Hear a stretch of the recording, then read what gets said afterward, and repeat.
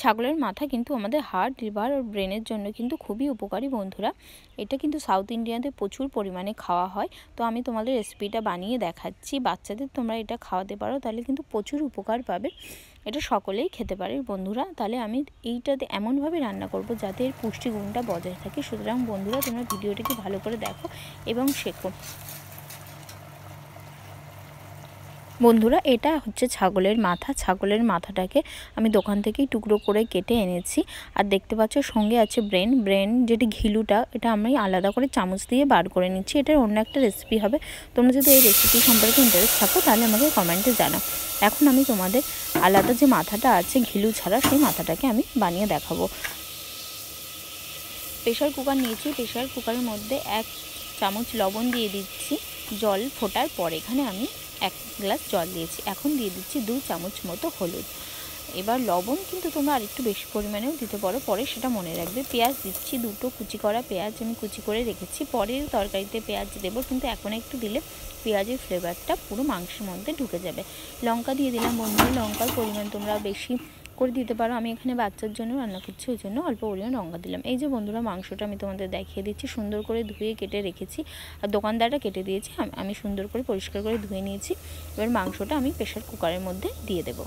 এর মাথাটাই প্রায় 1.5 থেকে 2 কেজি মতো ওজন হবে, আমি আন্দাজ মতো বলছি বন্ধুরা। এই মাথাটা আমাকে 400 টাকা দাম বলেছিল, আমি বার্গেনিং করে 300 টাকা বলেছি। ইউপিতে ছাগলের মাথার যে অংশগুলো আমরা খাই না, সেইগুলোরই দাম বেশি। তো সুতরাং বন্ধুরা ওয়েস্ট বেঙ্গলে কেমন দাম আমি জানি না, এখানে কিন্তু এই মাথাটা আমাকে 400 টাকা বলেছিল, আমি 300 টাকায় নিয়ে এসেছি। এখন সমস্ত মাংসগুলোকে আমি প্রেশার কুকারে দিয়ে দিলাম। 5 থেকে 6টা মতো সিটি দিয়ে এটাকে আমি ভালো করে সিদ্ধ করে নেব। এটা কিন্তু একদম খাসির মাংসের মতোই খেতে, আলাদা বাজে কিছু খেতে না। দেখে তোমাদের খারাপ মনে হলেও কিন্তু এই জিনিসটা একদমই খারাপ না। টমেটো দিয়ে দিচ্ছি। টমেটো দিলে দারুণ এর গ্রেভিটাও একটা মানে একটু টক চলে আসবে। তো সুতরাং দারুণ টেস্টি হবে বন্ধুরা। তো আমি দেখতে পাচ্ছি এখানে আমি 4-5টা টমেটো দিয়ে দিয়েছি।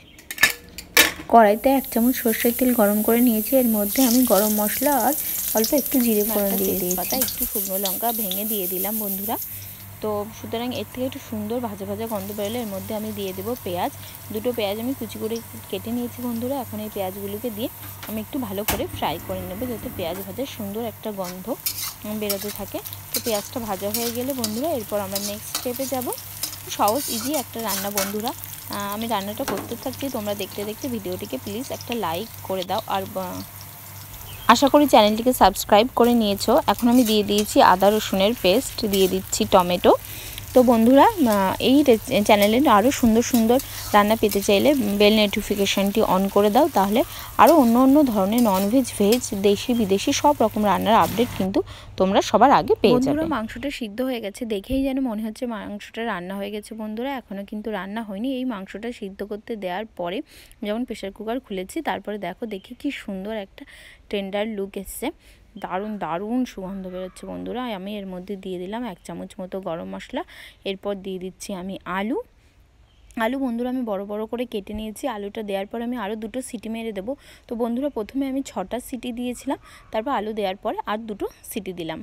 ঠিক আছে বন্ধুরা, আমি 8টা সিটি দিয়েছি। তোমরা তোমাদের প্রেশার কুকারের সাইজ অনুযায়ী আর মাংসের সাইজ অনুযায়ী কিন্তু সিটিটা দেবে। মোট কথা আমাদের মটনটা সিদ্ধ হওয়ার কথা। এখন বন্ধুরা দেখছো দারুণ একটা কষা মশলা রেডি হয়ে গেছে। এবার এই মশলাটাকে আমি মটনের মধ্যে দিয়ে দেবো।